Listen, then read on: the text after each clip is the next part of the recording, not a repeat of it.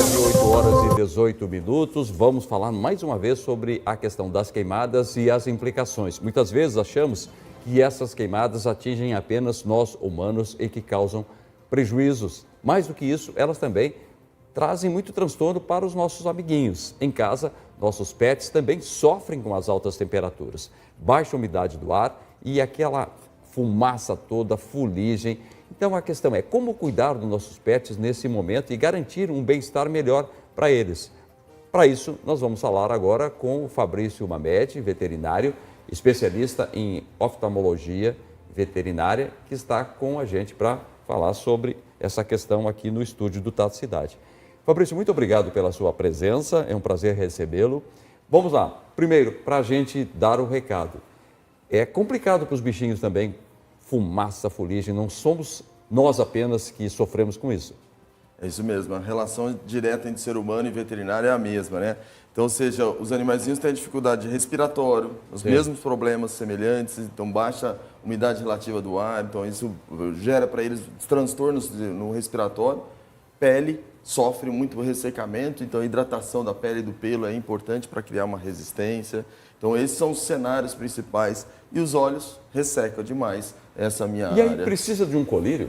É o lubrificante, cai muito bem o lubrificante. Pode ser de ser humano, pode ser de veterinário, ou seja, é interessante manter a hidratação. A diferença entre eles basicamente é o tempo de ação. Enquanto os de uso humano, né, dependendo da qual você comprar, o tempo de ação é menor do que os de veterinário, que tem um tempo de ação maior.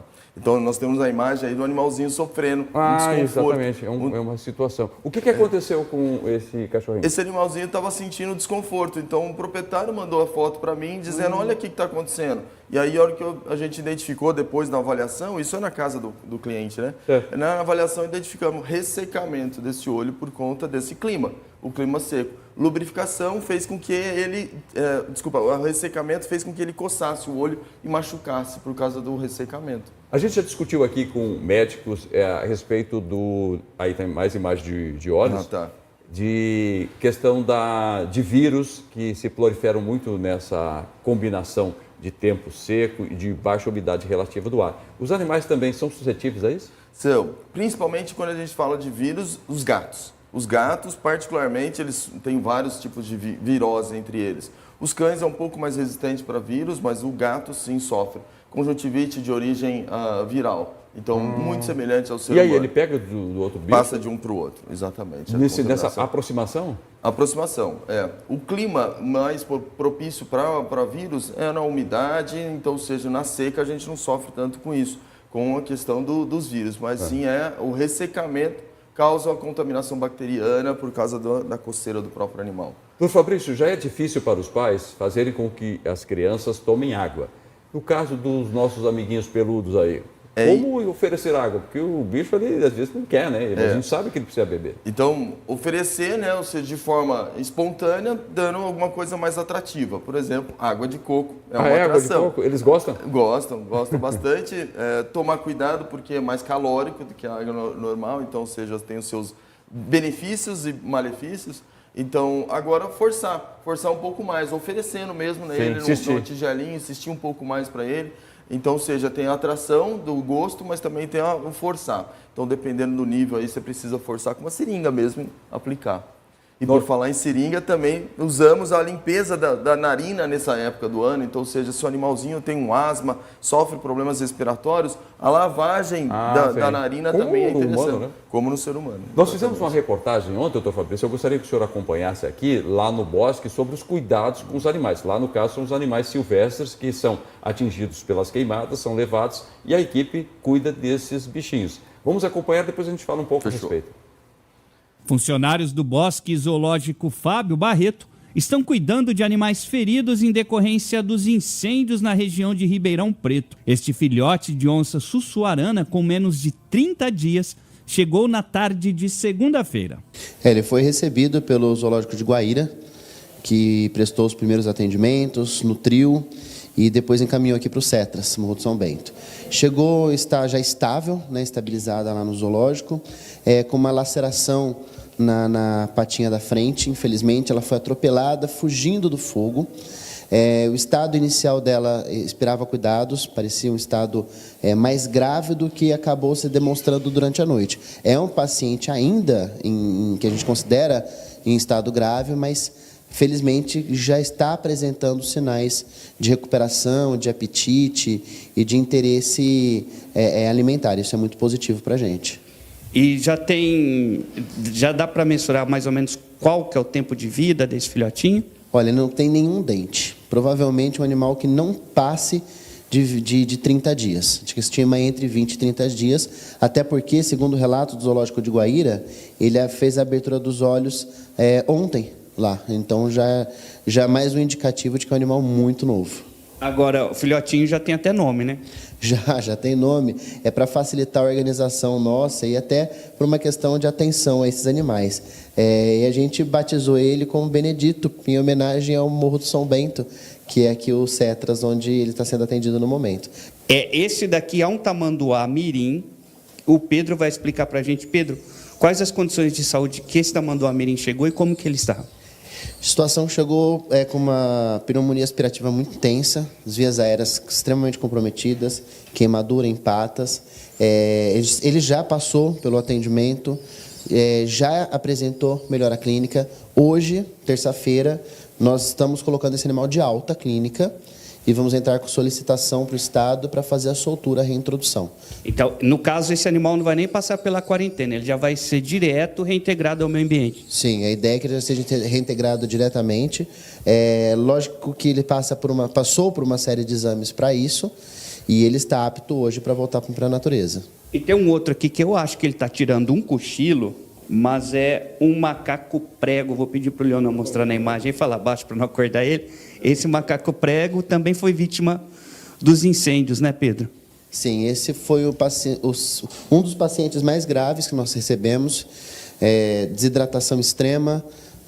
Pouco provável que esse animal sobreviveria até com os atendimentos que nós realizamos aqui no zoológico. Na natureza, não teria possibilidade nenhuma. Para você ter uma ideia, a taxa glicêmica, que é açúcar diluído no sangue, de um animal desse estaria saudável acima dos 80, 90, dele chegou aqui a 20. Desidratação extrema. Queimaduras pelo calor no rosto, patas. Está se recuperando bem. Esse aqui a gente pode considerar um verdadeiro milagre, porque a situação dele era, infelizmente muito ruim. Esta paca também foi recebida no bosque com ferimentos e as 4 patas queimadas. A paca ela chegou numa situação muito pior do filhote do Benedito, tá? Ela veio lá da Estação Ecológica de Jataí. O responsável, o coordenador da Estação Ecológica entrou em contato com o Cetras aqui no Morro de São Bento, entrou em contato comigo, pedindo apoio, nós logicamente pedimos para trazer imediatamente, só que as condições é o seguinte, esse animal, como também eles conseguem se esconder debaixo, dependendo do solo, eles conseguem se protege do fogo. Alguns animais conseguem fazer isso, se esconder abaixo do solo, fica no subsolo, vamos colocar assim. Outros conseguem se esconder em ocos de árvores por algum tempo. Depois que acaba o fogo, é a fase do rescaldo que a gente diz, esses animais eles têm sede, têm fome, então eles vão buscar alimento. Só que a área onde eles tinham essa abundância de alimento e água vai ser difícil. Então, eles também não sabem que o solo ainda está quente, onde acontece o que aconteceu com a paca. Então, ela chegou com os 4 membros, todos queimados.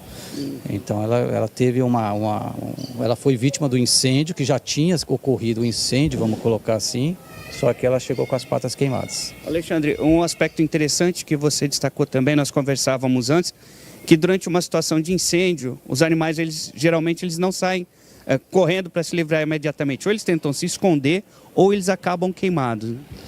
A grande maioria, sem dúvida, acabam morrendo, né? Isso, infelizmente. Imagina a destruição também de ninhos, né? De ninhos que, ainda mais agora, estava iniciando, as aves começam a fazer ninhos, porque começa o processo de reprodução das aves. Então, é uma perda muito grande para toda a cadeia alimentar. A gente já vem de um grande incêndio em 2020, agora novamente em 2024. Então, esses biomas estavam se recuperando. Existe sim a fase de regeneração inicial, depois de um grande incêndio. mas precisamos usar chuvas para iniciar tudo isso. Mas é isso que você falou. A tendência dos animais, primeiramente, é fugir, mas eles tentam se esconder. A grande minoria que consegue se esconder ainda tem agora que enfrentar esse problema, porque não tem alimento e não tem água.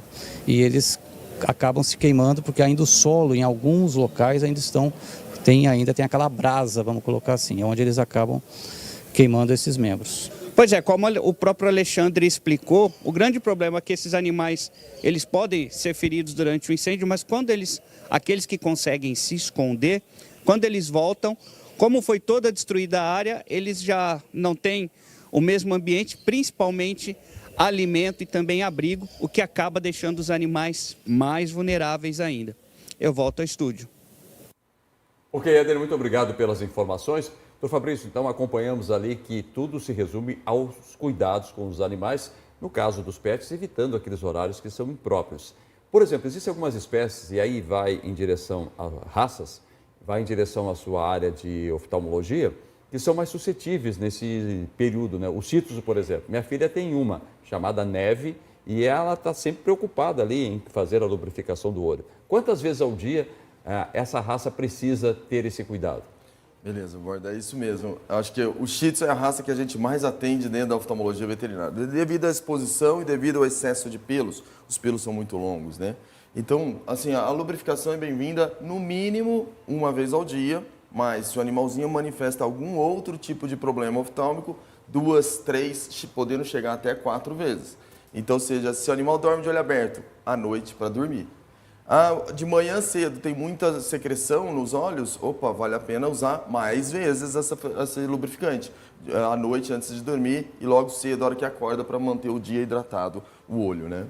E sobre a paca, né, a questão da patinha, sim, né? Vou trazer esse alerta pro ouvinte, que na verdade assim, as pessoas saem para a rua para fazer o xixi, as necessidades, né, dos animaizinhos. Então, tomar cuidado com o pisar no asfalto, principalmente. Perfeito, por causa da temperatura. Então, muito obrigado. O telespectador agradece a sua participação. A Neve, que é da Maju, minha filha, também agradece pela dia que sai. Um bom dia para o senhor, para a sua família, para todos os seus amigos.